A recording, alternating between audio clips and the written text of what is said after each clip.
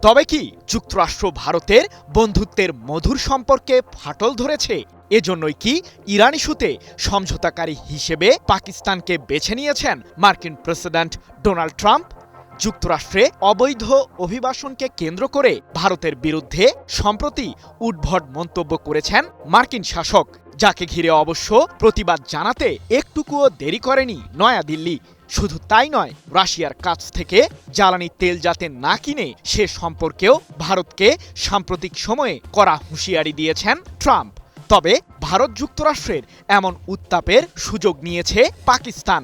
ট্রাম্পকে যাতে শান্তিতে নোবেল পুরস্কার দেওয়া হয় এমন মন্তব্য করে বৈশ্বিকভাবে আলোচনার কেন্দ্রে আসেন পাকিস্তানের প্রধানমন্ত্রী শাহবাজ শরীফ। কিন্তু প্রশ্ন হলো, ইরান ইস্যুতে কূটনৈতিক আলোচনায় পাকিস্তানের প্রতি বিশ্বাস স্থাপন কেন করছেন ট্রাম্প?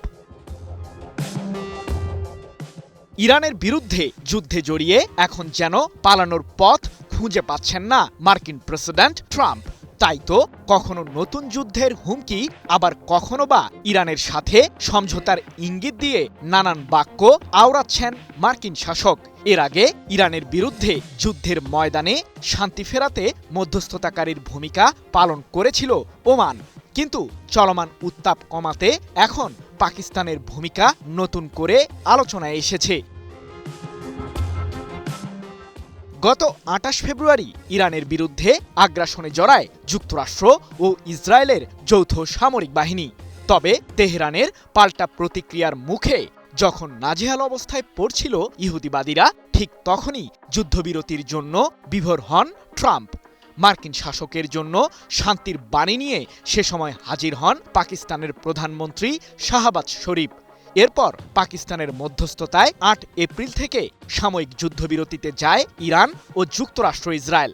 তবে যুদ্ধের ময়দানে চূড়ান্তভাবে শান্তি ফেরাতে সেই মাসেই পাকিস্তান সফরে যান মার্কিন ভাইস প্রেসিডেন্ট জেডি ভ্যান্সের নেতৃত্বাধীন যুক্তরাষ্ট্রের প্রতিনিধি দল। ইসলামাবাদে আসেন ইরানের প্রতিনিধিরাও। বহুদিন পর ইরানের সাথে সরাসরি বৈঠকে বসে যুক্তরাষ্ট্র।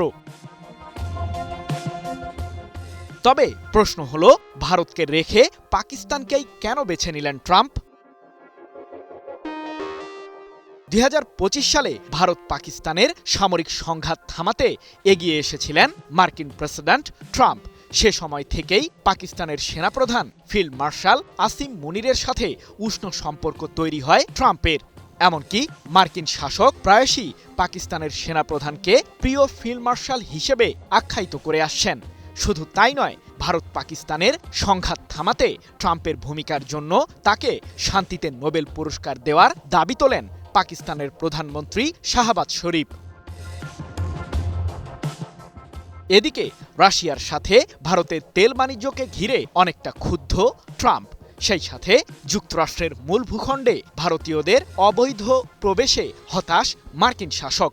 এ প্রসঙ্গে ট্রাম্প সম্প্রতি তার ব্যক্তিগত সামাজিক যোগাযোগ মাধ্যম ট্রুথ সোশ্যালে লিখেছিলেন, আমি একসময় ভারতীয়দের সমর্থক ছিলাম, তবে যুক্তরাষ্ট্রে বর্তমানে যা ঘটছে তা দেখে আমার চোখ আকাশে উঠেছে।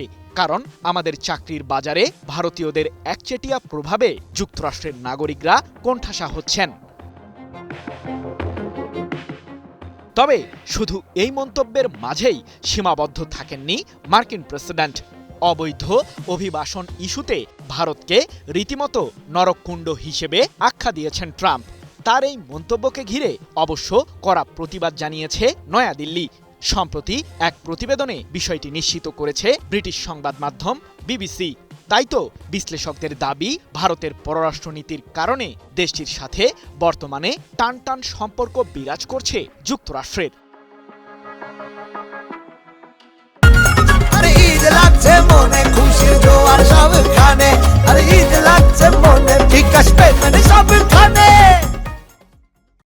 অন্যদিকে গতানুগতিক ধারার বাইরে গিয়ে কূটনৈতিক খেলায় নতুন মাত্রা যোগ করেছে পাকিস্তান।